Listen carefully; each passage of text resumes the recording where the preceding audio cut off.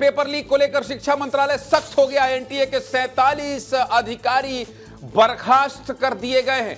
कुछ अफसरों पर कानूनी कार्रवाई होगी। पेपर लीक पर एनटीए की बहुत बड़ी कार्रवाई है।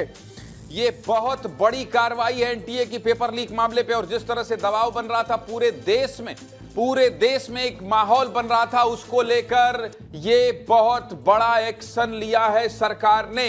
और धर्मेंद्र प्रधान के विभाग में ये एक्शन लेना, इसका मतलब कि धर्मेंद्र प्रधान के नाम पर लगातार छात्र अड़े थे और सरकार से ये कहिए आप सीधे सीधे कि बिल्कुल भिड़े हुए थे, अड़े हुए थे कि नहीं भाई साहब इससे नीचे कोई समझौता नहीं करेंगे। लेकिन अब इस पूरे मामले में शिक्षा मंत्रालय ने एनटीए के 47 अधिकारी को बर्खास्त कर दिया। और सुनिए, कुछ अफसरों पर कानूनी कार्रवाई भी होगी। कैबिनेट में आज बदलाव भी हुआ है इस पूरे मसौदे पर। और 10 साल की सजा से लेकर बहुत बड़े बड़े फैसले हुए हैं। मेरे साथ दिल्ली से मेरे 2 सहयोगी जुड़ गए हैं और दोनों सहयोगी आपको दिखाई दे रहे होंगे, पहले अमृत तिवारी और बाद में अनमोल। सबसे पहले अमृताभ का रुख करूंगा। और जिस खबर का इंतजार बहुत देर से था और ऐसा लग रहा था कि जितेंद्र सिंह और जेपी नड्डा से मुलाकात करने के बाद जो सीजेपी के प्रवक्ता हैं अभिजीत दास, वो जिस तरह की बात कर रहे थे मंच पर पहुंचकर, सीजेपी के मंच पर, कि देखिए हम इससे कम में समझौता नहीं करेंगे।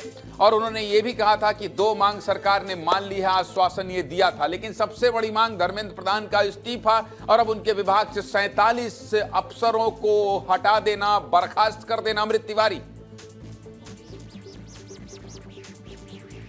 देखिए, सरकार इसके जरिए एक बहुत बड़ा मजबूत संदेश दे रही है। और आपको बता दूं कि सरकार का ये मानना है धर्मेंद्र प्रधान के इस्तीफे को लेकर के कि अगर मंत्री का इस्तीफा लेना समाधान नहीं है, बल्कि विभाग में जो व्याप्त बीमारियां हैं उसको खत्म करना समाधान है। क्योंकि धर्मेंद्र प्रधान अगर इतने दिनों से हैं तो शायद उनके जरूर पता होगा कि कहां कहां लूप होल्स हैं, तो उसका आधार बनाते हुए कार्रवाई की जाए। और इसी के नजरिए से आप देखेंगे कि कल जो शिक्षा मंत्रालय के जो सचिव हैं उनको हटा दिया गया, नए शिक्षा सचिव जो है नियुक्त किए गए। और आज एनटीए में बहुत बड़ा फेरबदल किया जा रहा है। 47 जो अधिकारी हैं, कर्मचारी, उनके ऊपर गाज गिरने जा रही है। और न सिर्फ गाज गिरने जा रही है बल्कि इनमें से कुछ के ऊपर कार्रवाई भी होगी, आपराधिक मुकदमे भी दर्ज किए जाएंगे, उनके खिलाफ कड़ी कार्रवाई की जाएगी। अभी आपको बता दें कि थोड़ी देर में जो है शिक्षा मंत्रालय की तरफ से प्रेस कॉन्फ्रेंस भी होगी और इसके बारे में विस्तार से जानकारी दी जाएगी कि आगे कार्रवाई के संबंध में क्यों यह फैसला लिया गया है और एनटीए के जो व्यापक सुधार को लेकर के क्या सरकार करने जा रहे हैं। क्योंकि एनटीए देश भर में 15 से 20 एग्जाम